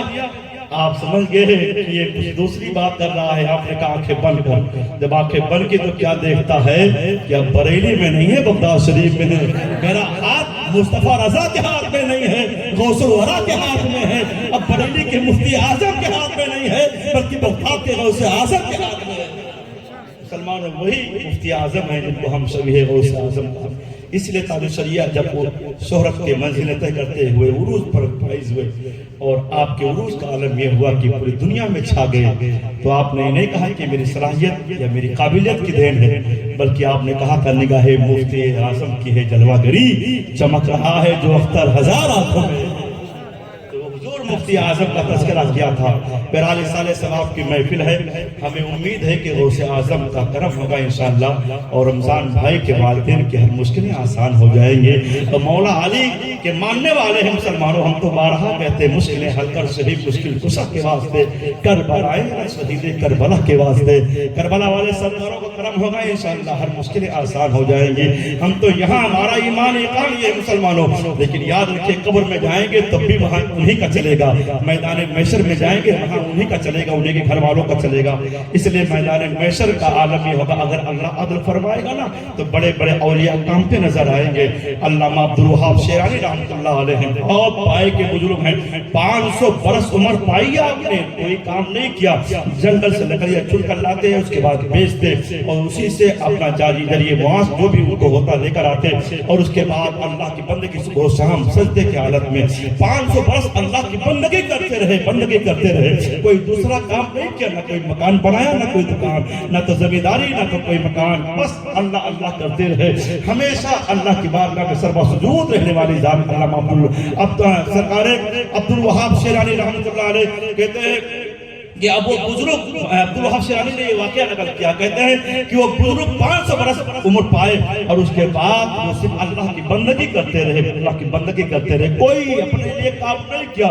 کہتے ہیں کہ جب ان کا وصال ہوا تو میدان محشر میں جب نام اعمال تولے جانے لگے, تو میدان محشر میں جب ان کے نام اعمال رکھے گئے میزان عمل پر, تو کیا دیکھا گیا کہ میزان عمل پر جب ان کی نیکیاں رکھی گئیں تو وہ ساری نیکیاں کم پڑ گئیں. اب جب نیکیاں کم پڑ پڑ گئی تو کہتے ہیں اللہ نے فرمایا کہ جا میرے کرم کے صدقے تو جنت میں داخل ہو جا. کہتے ہیں کہ ابو حیران و پریشان ہیں. اب وہ سوچ رہے ہیں کہ میں نے اپنے لیے کوئی کام ہی نہیں کیا, یہ اللہ فرما رہا میرے کرم کے صدقے جنت میں داخل ہو جا, آخر میری نیکیاں کہاں گئی؟ تو اللہ کریم کی بارگاہ میں عرض کیا مولا 500 برس تیری بندگی کرتا رہا, وہ 500 برس کی بندگی میری کہاں گئی؟ عبادت ریاضت تسبیح تکبیر وہ کہاں گئے؟ اللہ کریم نے فرمایا کہ میں نے تجھے بہت سی نعمتوں سے نوازا, لیکن یہ بتا کیا میرا کرم تیرے اوپر نہیں ہے؟ کہاں میرے پروردگار تیرا کرم ہے, لیکن یہ بتا یہ 500 برس تیری بندگی کرتا رہا وہ میری نیکیاں کہاں گئی؟ اللہ کریم نے کہا ٹھیک ہے, اگر میری نعمتوں کا موازنہ کرنا چاہتا ہے تو ٹھیک ہے. آنکھ جیسی نعمت ایک پلے میں اللہ کریم نے رکھا, اور جب آنکھ جیسی نعمت ایک پلے میں رکھا تو ان کی ساری نیکیاں اس پلے جو آنکھ جیسی نعمت تھی اس کے سامنے سب کم پڑ گئی, اور وہ آنکھ جیسی نعمت بھاری ہو گئی. اس کا پلہ بڑھ گیا, اوپر ہو گیا. وہاں جو نیکیاں بھاری ہوں گی نا اس کا اوپر پلہ جو زیادہ ہوگا اس کا پلہ اوپر جائے گا, اوپر ہو گیا. اب ایسے موقع پر علامہ عبدالوہاب سیانی فرماتے ہیں کہ بزرگ حیران ہے کہ آخر وہ 500 برس کی نیکیاں, اب جب دیکھا کہ اللہ کی نعمت اتنی بڑی, آنکھ جیسی نعمت, اور میری ساری 500 برس کی نیکیاں کم پڑ گئی ہے, تو اللہ کریم کی بارگاہ میں کہا اے میرے پروردگار ایک آنکھ اگر دوسری آنکھ رکھ دی جائے گی تو پھر کیا ہوگا؟ اب تو اپنے کرم کے صدقے مجھے جنت عطا فرما دے. اللہ کریم کہے گا ٹھیک ہے جنت میں داخل ہو جاؤ. اللہ جب عدل پہ آئے گا نا تو 500 برس کی نیکیاں کم پڑ جائیں گی, لیکن اسی میدان محشر میں ایک آدمی ایسا ہوگا جس کے پاس نیکیاں ہی نیکی ہوں گی, ایک نیکی کم پڑ جائے گی. اب اللہ کریم کی بارگاہ میں عرض کرے گا اے مولا ایک نیکی کم پڑ گئی ہے, اب اگر تو مجھے مہلت دے دے تو میں میدان محشر میں جاؤں, اس میدان میں بہت سے میرے عزیز و اقارب ایسے ہیں کہ مجھے ایک نیکیاں عطا کر دیں گے, اے مولا مجھے مہلت عطا فرما دے بس جا کر میں لے آؤں گا. اللہ کریم فرمائے گا جا تو جا دیکھ لے. اب جائے گا اپنے باپ کے پاس, اے میرے باپ تو نے میرے بڑے خیال رکھے ناجو نعم سے پالا, میں کوئی بھی فرمائش کرتا تو تو اسے ضرور پوری فرماتا. اے میرے والد گرامی مجھے ایک نیکی کم پڑ گئی, اگر وہ نیکی نہ ملی تو مجھے جہنم میں ڈال دیا جائے گا. اے میرا باپ ایک نیکی عطا کر دے تاکہ میرا داخلہ جنت میں ہو جائے. باپ کہے گا یہاں نفسی نفسی کا عالم ہے, وہ دنیا میں ساری چیزیں تھی, یہاں تو میں خود ہی پریشان ہوں. جب ماں کے پاس چلا جا, ہو سکتا اس کے پاس نیکیاں مل جائیں. ماں کی ممتا بے مثال ہے مسلمانوں, ماں کے پاس جائے گا اے میری ماں تو میری ایک تکلیف پہ تو مچل جائے, تو تڑپ جایا کرتی تھی, اے ماں ایک نیکی کی بنیاد پر مجھے جہنم میں ڈال دیا جائے گا, اگر تیرے پاس ایک نیکی ہو تو ایک نیکی عطا کر دے. اے میری ماں جو مجھ سے بڑی پیار کرتی تھی, بڑی محبت کرتی تھی, ماں کہے گی اے میرے بیٹے وہ سب دنیا تک تھے, یہاں تو نفسی نفسی کا عالم ہے, میں خود ہی پریشان ہوں, کہیں آؤ جا دیکھ لے نیکی اگر مل جائے تو لے لے.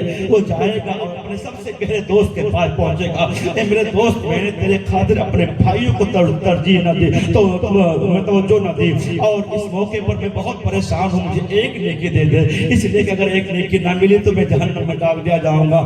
اب دوستی کا وعدہ, دوستی کا اس نہ کچھ تو خیال تو رکھ, مجھے ایک نیکی دے دے. دوست کہے گا بھائی دوستی دنیا تک تھی لیکن میں خود ہی پریشان ہوں, یا کسی اور کے پاس چلا جا. بہن کے پاس جائے گا, بہن بھی کہے گی یا کسی اور کے پاس جا. پورے میدان محشر میں دو ایک آدمی جو شناسا ہوں گے سب سے جا کر کہے گا کہیں نیکیاں نہیں ملے گی, پریشان ہو کر واپس آ رہا ہوگا, مایوسی چھائی ہوئی ہوگی اور سوچ رہا ہوگا ایک نیکی میدان محشر میں نہیں ملی, اب اگر نہیں ملی تو میں جہنم میں ڈال دیا جاؤں گا.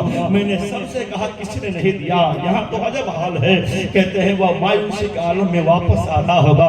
ایک آدمی بہت مایوسی کے ساتھ بیٹھا ہوگا, دیکھا گا بہت مایوس آدمی آ رہا ہے, پوچھے گا کیا بات ہے, کیا ہے بھائی؟ کہے گا ارے بھائی کیا بتاؤں, ایک نیکی کم پڑ گئی تھی میدان محشر میں گیا, ایک آدمی سے اپنے ماں باپ بھائی بھتیجے خاندان والوں سے میں نے ایک نیکی مانگی, کسی نے نہیں دیا.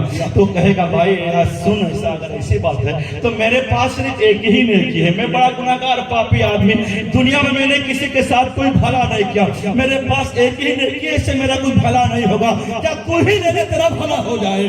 کہتے وہ نیکی دے گا. اب وہ آدمی جب ایک نیکی پا جائے گا لیتا خوشی سے جھومتا ہوا رب کریم کی بارگاہ میں پہنچا گئے, میرے پروردگار نیکی مل گئی, اے میرے پروردگار نیکی مل گئی. رب پوچھے گا کہاں تو پا گیا ہے؟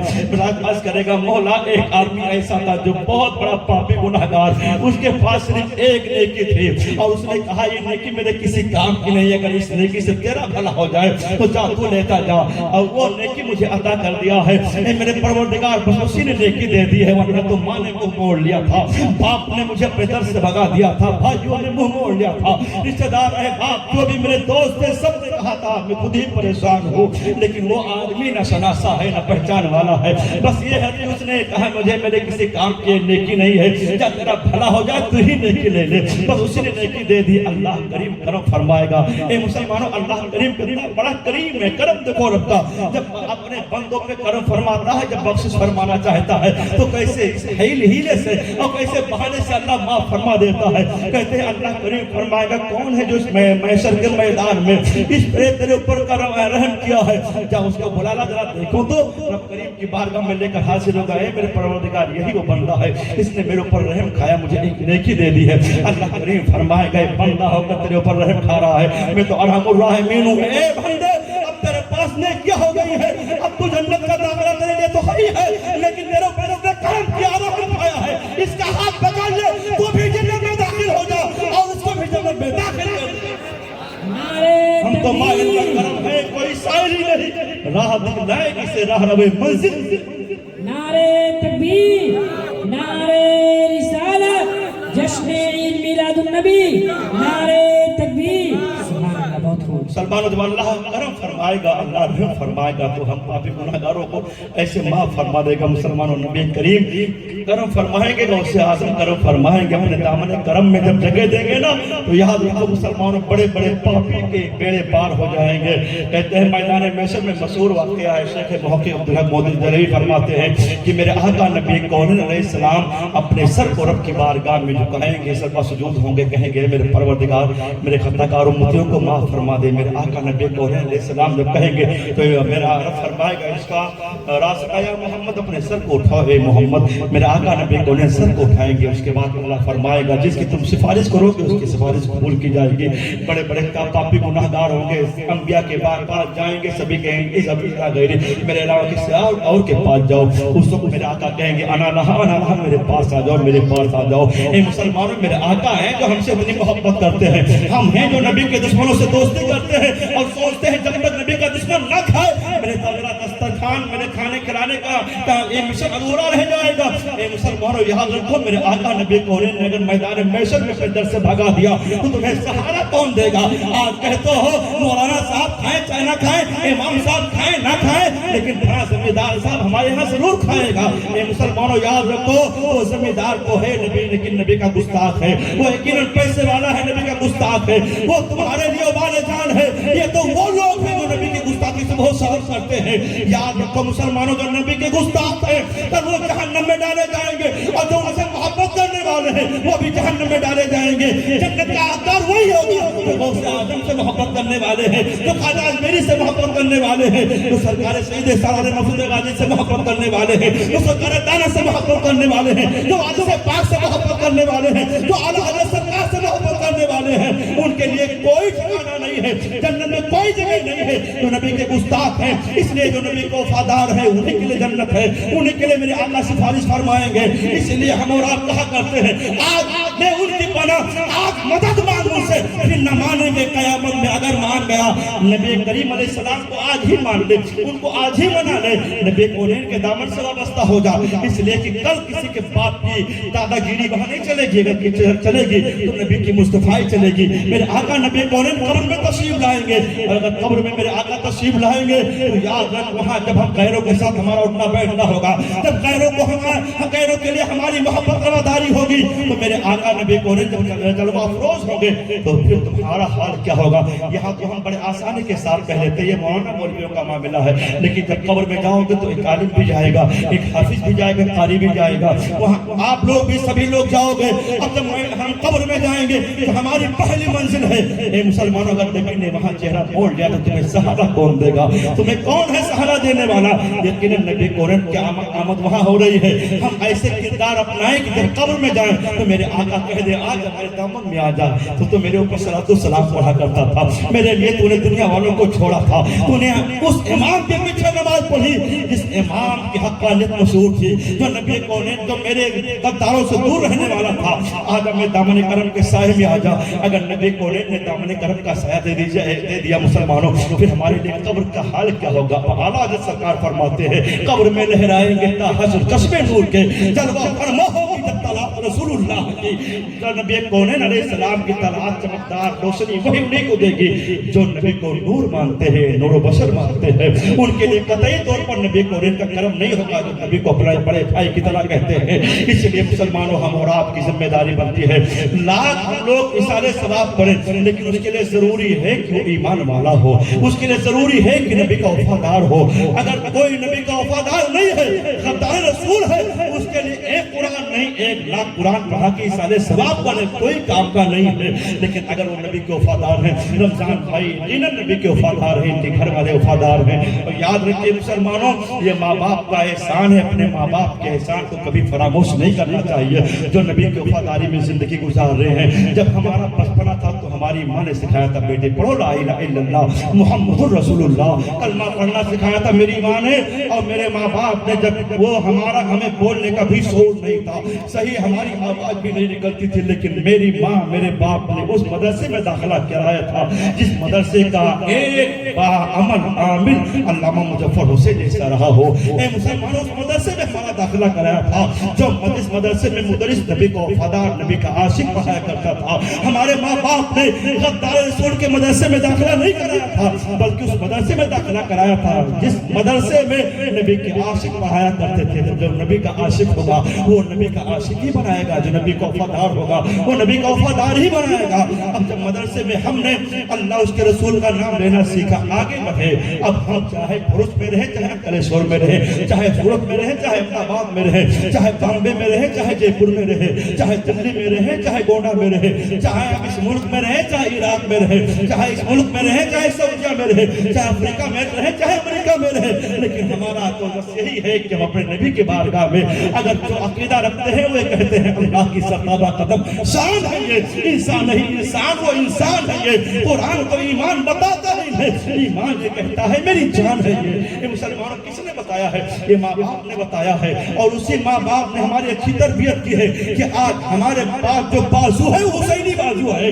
میں نے دیکھا مکان چمک رہا ہے، اس مکان میں لکھا وارث منزل، یہ وارث منزل کہنے کا سلیقہ کس نے بتایا ہے؟ یہ اچھے ماں باپ کے پاس دودھ ہے، وہ سلیقہ دیا ہے کہ تم نے مکان تو بنایا، لیکن یہ کہنے پہ مجبور ہو گئے بازو کی طاقت میری ہے، لیکن یہ کرامت وارث پاک کی ہے۔ بازو کی طاقت میری ہے، لیکن یہ عظمت غوث اعظم کی ہے۔ یہ بازو کی طاقت میری ہے، لیکن یہ عطا میری ماں کی مامتا کا ہے کہ میری ماں نے وہ سلیقہ، وہ تربیت بھی ہے کہ مکان بنانے کے بعد بھی میں کہتا ہوں طاقت میری ہے، لیکن کرم وارث پاک کا ہے، کرم غوث اعظم کا ہے۔ تو مسلمانوں، یہ ساری چیزیں ماں کا ہی احسان ہے۔ ہمیشہ زندگی بھر ہم اپنے ماں باپ کے اگر ممن و مذکور صرف اسی لیے رہے کہ ماں نے کلمہ پڑھنا سکھایا، ماں نے شعور دی ہے کہ ہمارے پاس جو مضبوط ہوئے ہیں تو ہم نے اولیاء کرام کے دامن کو اپنے ہاتھوں میں تھام رکھا ہے۔ اے مسلمانوں، وہ بہت ہی مبارک بات کے مستحق ہیں کہ جن کے ماں باپ نبی کو وفادار رہے اور ان کا بیٹا بھی نبی کو وفادار ہے، جن کے ماں باپ نبی کی میلاد کرتے رہے ان کا بیٹا بھی نبی کی میلاد کر رہا ہے،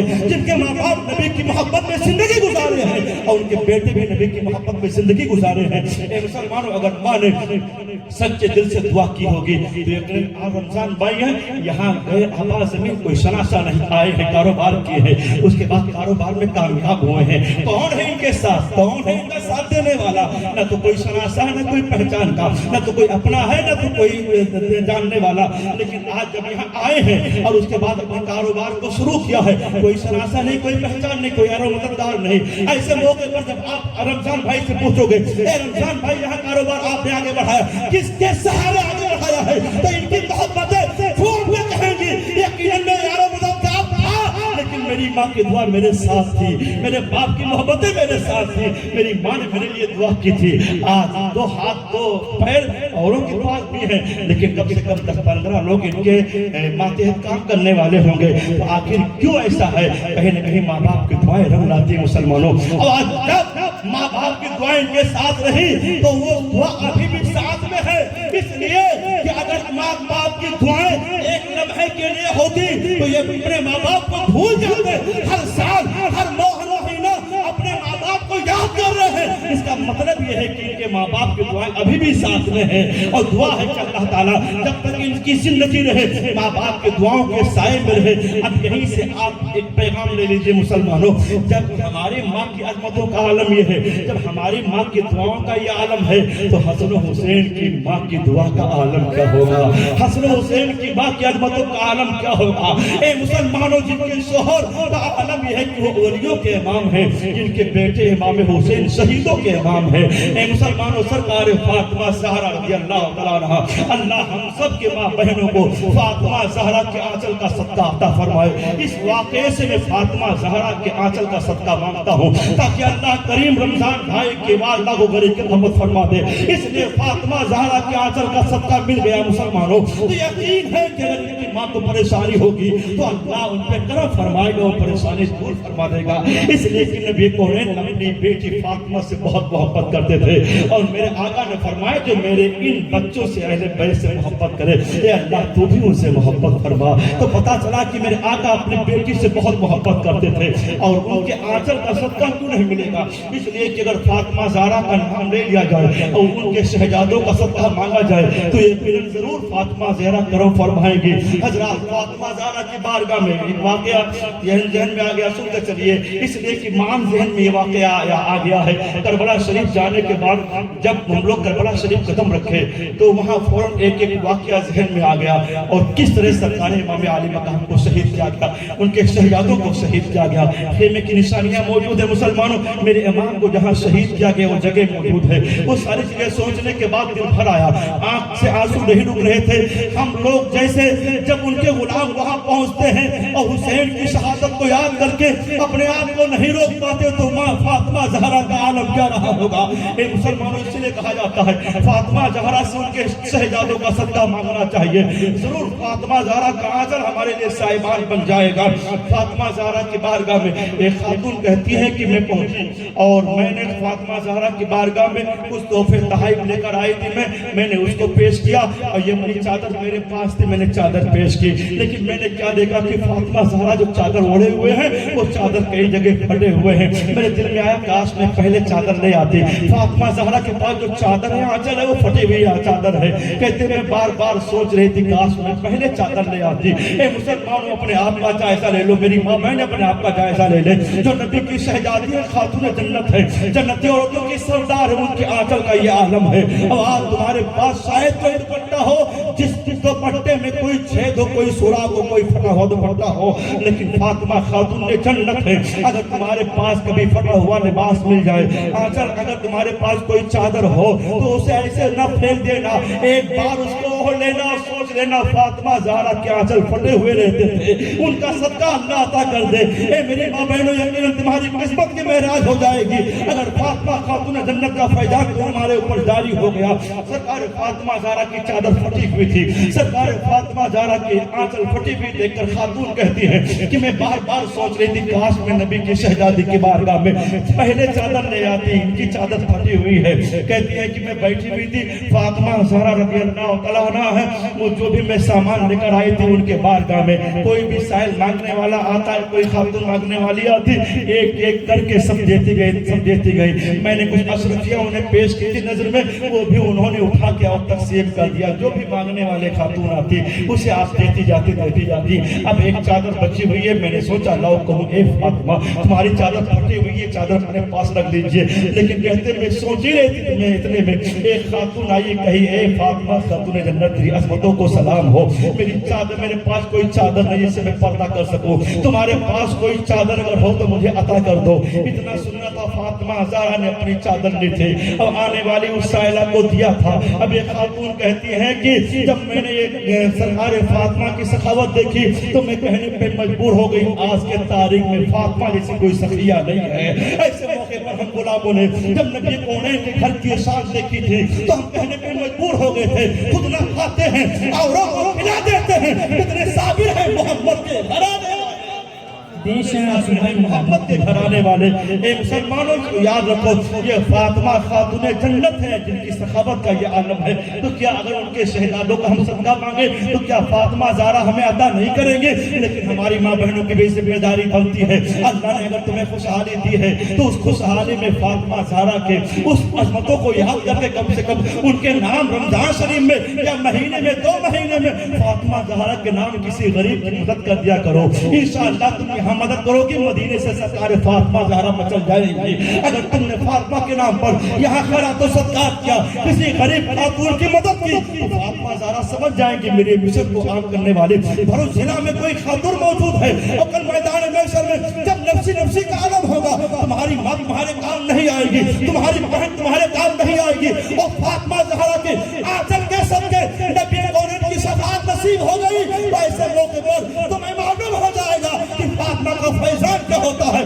فاطمہ کی عظمتیں کیا ہوتی ہے، فاطمہ کی سخاوت کیا ہوتی ہے۔ کیا بات رجا اس چمنستان کے رب کی زہرا ہے کلی جس میں حسین اور نعرہ تکبیر، اللہ کریم کی بارگاہ میں اللہ کریم کی بارگاہ میں دعا ہے کہ اللہ تعالی ہم سب کو فاطمہ خاتون جنت کے آنچل کا صدقہ عطا فرمائے۔ بات دل میں آئی تھی کہ بغداد شریف کی بات کرتا وقت زیادہ ہو رہا ہے، مجھے نکلنا بھی ہے، اور آپ حضرات سے بس یہی عرض ہے کہ ہم اور آپ جو بھی کام کر رہے ہیں اس میں ضروری ہے اس بات کا خیال رکھیں کہ اس میں خلوص شامل ہو اور مسلک اعلیٰ حضرت کی روشنی میں میرا قدم آگے بڑھے، اس لیے کہ آج کے تاریخ میں صراط مستقیم مسلک اعلیٰ حضرت ہی ہے جہاں اولیاء کی تعظیم، اولیاء کا ادب، بڑوں کا احترام، چھوٹوں پہ شفقت، محبت، یہ ہمارے اور آپ ہم اور آپ کو جو نبی کی بارگاہ سے سلیقہ طریقہ ملا ہے وہ مسلک اعلیٰ حضرت میں اعلیٰ سرکار کے فیضان میں ضرور آپ محسوس کریں گے۔ تو ہماری ذمہ داری بنتی ہے کہ ہم اس مسلک کے سائے میں زندگی گزاریں۔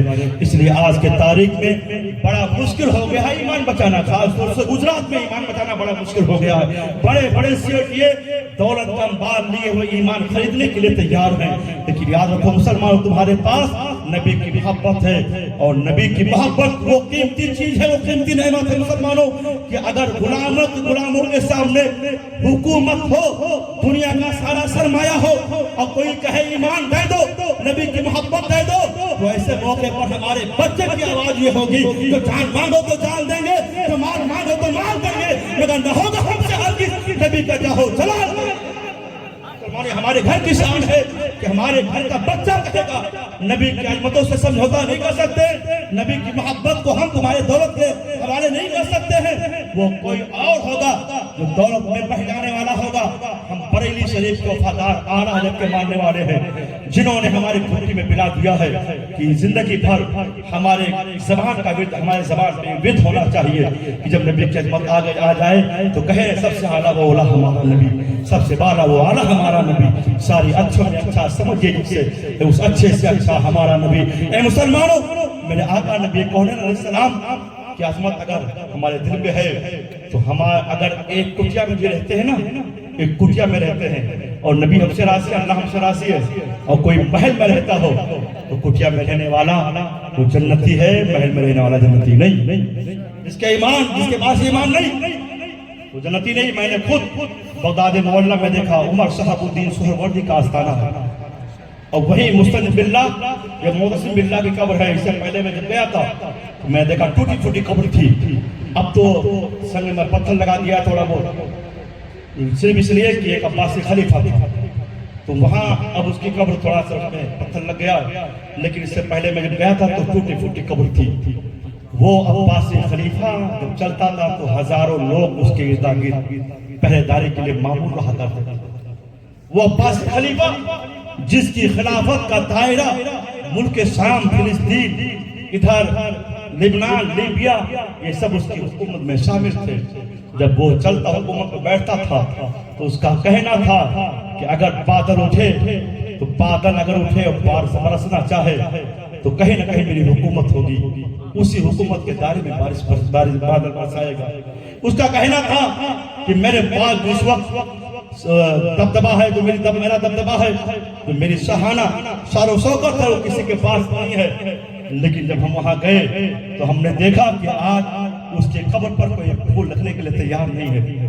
عمر شہاب الدین سہروردی نے، جنہوں نے حکومت کو چھوڑا، جنہوں نے دنیا کو چھوڑا، اپنے لیے کوئی صحیح مکان نہیں بنایا، بس یہ کہتے رہے اللہ ہم سے راضی ہو جائے، اس کا رسول ہم سے راضی ہو جائے۔ ان کے مزار پہ گنبد چمک رہا ہے، ہم جیسے لوگ جا کر ان کے مزار پہ پھول کی نچھاور کر رہے ہیں، اپنی محبتوں کے سوغات پیش کر رہے ہیں اور بتا رہے ہیں دنیا والوں دیکھ لو، جنہوں نے دنیا کو اپنے قریب کیا ان کے قبر پر کوئی پھول ڈالنے کے لیے تیار نہیں، اور جنہوں نے دنیا کو اپنے سے دور کیا، دنیا سے دور رہے اللہ کو راضی کیا، ان کے مزار پہ 7 سمندر پار لوگ آ کر مزار پہ فاتحہ پڑھنے کے لیے مجبور۔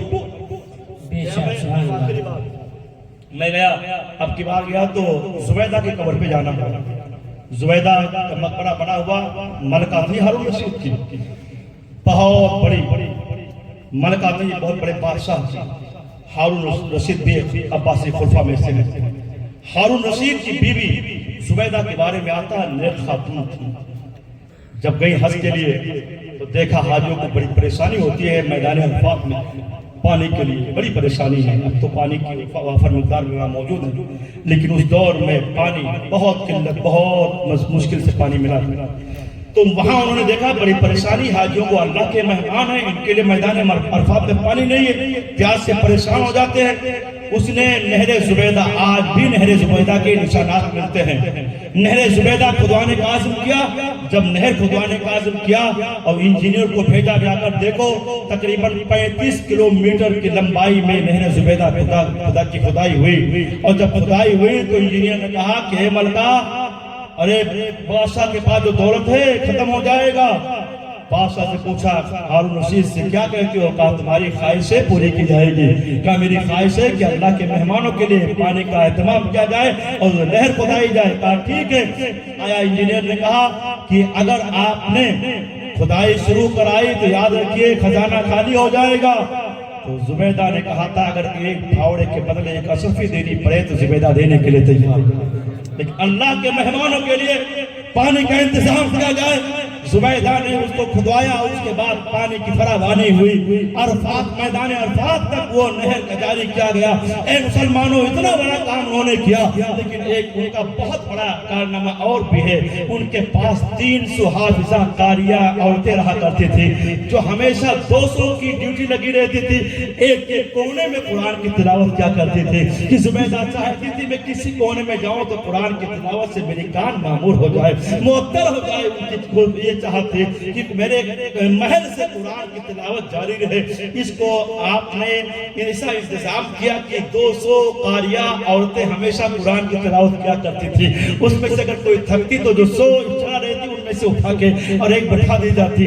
اس طرح ہمیشہ قرآن کی تلاوت جاری ہے۔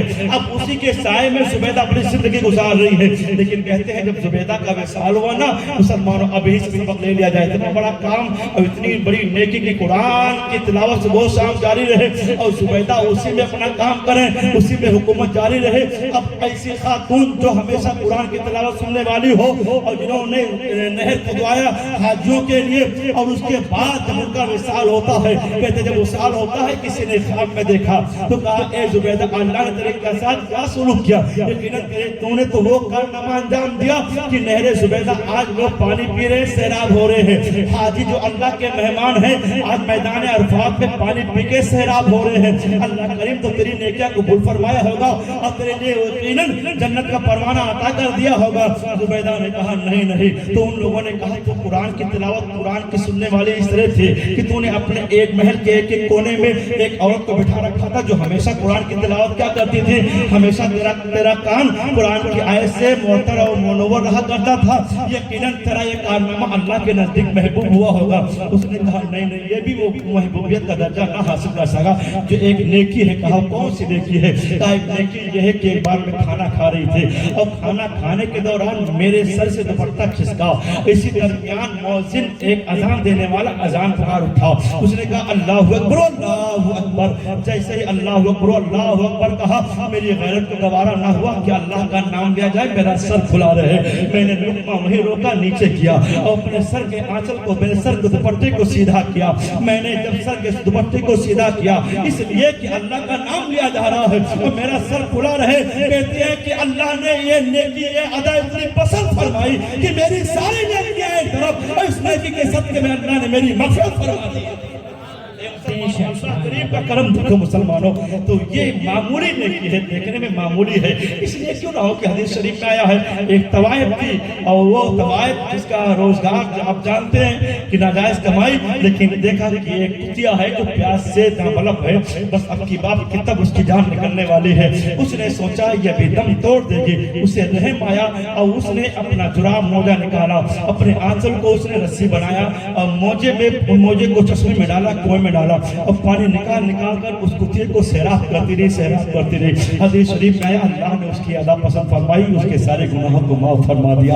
اے مسلمانوں، آپ نبی کی کنیز ہو، اے میری ماں بہنوں نبی کی کنیز ہو، فاطمہ زہرا کی ماننے والی ہو، تم نے اگر فاطمہ زہرا کی عظمتوں کو بوسہ لیتے ہوئے اور ان کے آنچل کا سایہ صدقہ مانگا تو انشاءاللہ تمہارے لیے یہاں بھی کامیابی ہے، کل میدان محشر میں بھی کامیابی ہے۔ دعا یہ ہے کہ اللہ کریم رمضان بھائی کے والدین کو غریق رحمت فرمائے، ہمارے درمیان میں جو بھی ہیں اللہ سب کے والدین کو غریق رحمت فرمائے، ہمارے سننے میں ہمارے کہنے میں کوئی غلطی ہو رب اسے معاف فرمائے۔ استغفر اللہ ربی من کل ذنب واتوب الیہ۔ پیارے حبیب کو پکار، پیارے نبی کا نام لے، دامن مصطفیٰ میں آپ پائے رسول تھام لے۔ سلام